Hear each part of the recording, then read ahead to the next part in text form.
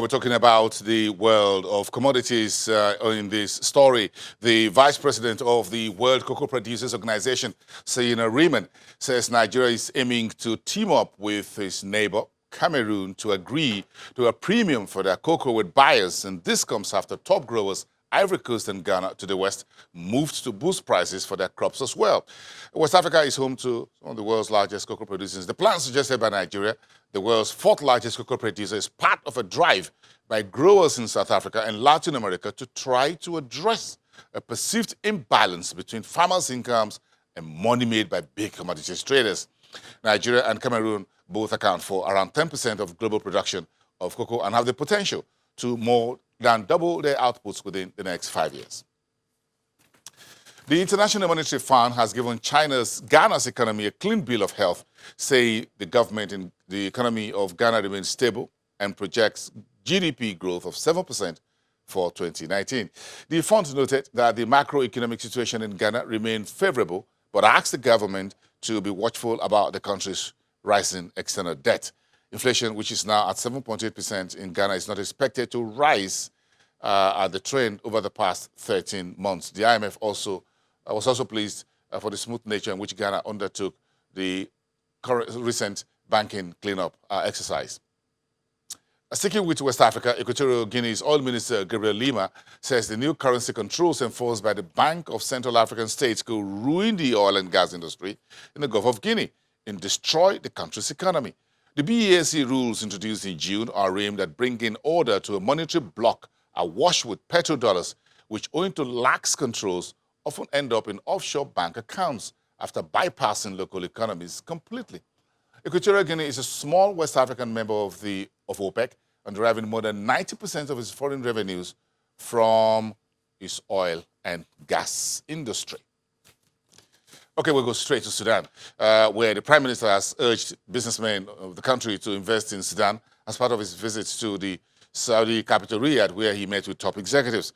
Prime Minister Hamdok explains what he describes as profound change in his country, that Sudan is working on overcoming obstacles facing ease of doing business for investors. Sudan's Prime Minister Abdallah Hamdok urges Saudi businessmen to invest in Sudan, following what he describes as profound change in his country. His remarks came during his meeting with Saudi investors at the Council of Saudi Chambers after he met with Saudi top executives. The change that has taken place in Sudan is profound, and it encompasses all aspects of life, including the creation of the suitable environment for investment in our country. We promise you that we will work with you to overcome all the difficulties and obstacles that we're facing the Saudi investors.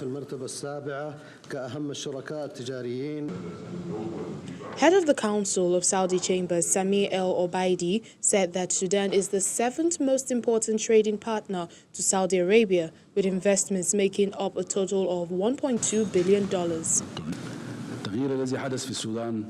The trade exchange between the two countries in 2018 reached about 4 billion and 600 million Saudi riyals, that's 1.2 billion US dollars, thus ranking Sudan as the seventh most important trading partner among the Arab countries.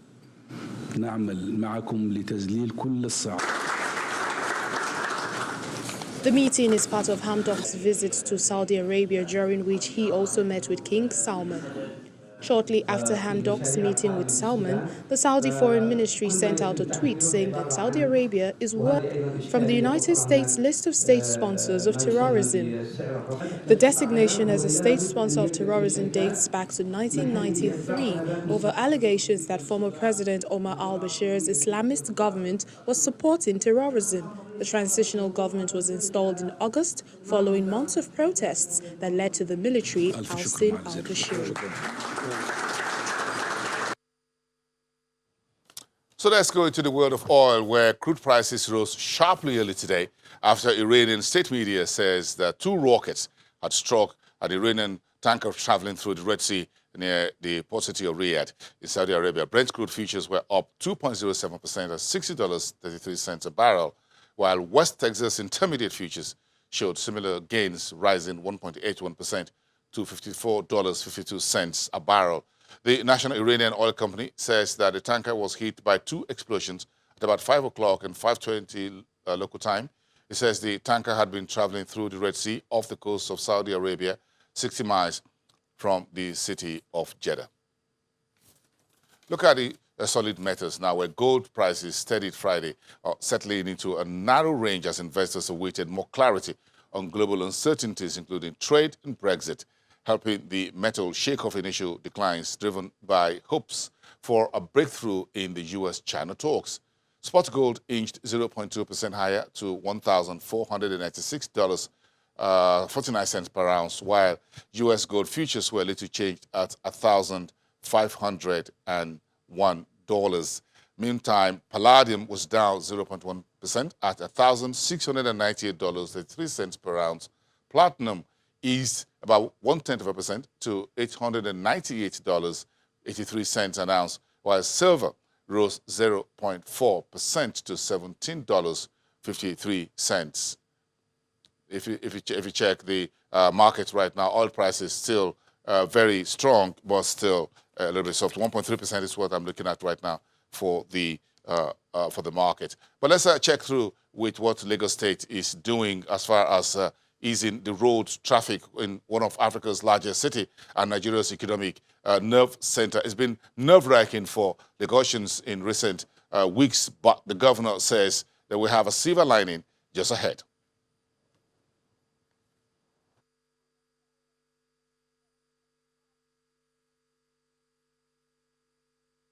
This city called Lagos represents less than 1% of the total landmass of this country. In fact, it's 0.4% of the total landmass of this country. And the thing I'm going to plead and I continue to appeal with my citizens is that the rain will subside by the end of this month. As we speak, we've been able to fix about 180 roads. We just awarded another 116 on Monday. I've just given you the statistics of the national average and Lagos average. It's to do rail, it's to do waterways, it's to do a mass bus rapid system where we can take 15, 20 people on a pooling system and they're using either our waterways, they're using either our rail, or they're using either the bus rapid system. Uber boat is starting tomorrow in Lagos. I'll be the first passenger. 10 o'clock tomorrow, we're starting with Uber boats. We don't want to be using boats that carry 8 or 10 people. We want to use ferries that carry 60 to 80 people so that there will be economic of scale. On the rail side, we've started building the rail. Yes, people have abused us and said that you've been so long on this rail. Well, you know the truth. We're the only subnational anywhere that is developing a rail project. It's on the same less than 2 billion budget, right, that we need to do health, we need to do this road, we need to do, but we're not complaining. Lagos State Governor Babajide Sanwo-Olu, and as he said, Uber boat services was launched today. As what the governor says will bring succor to Lagosians trying to navigate through the city's nasty traffic.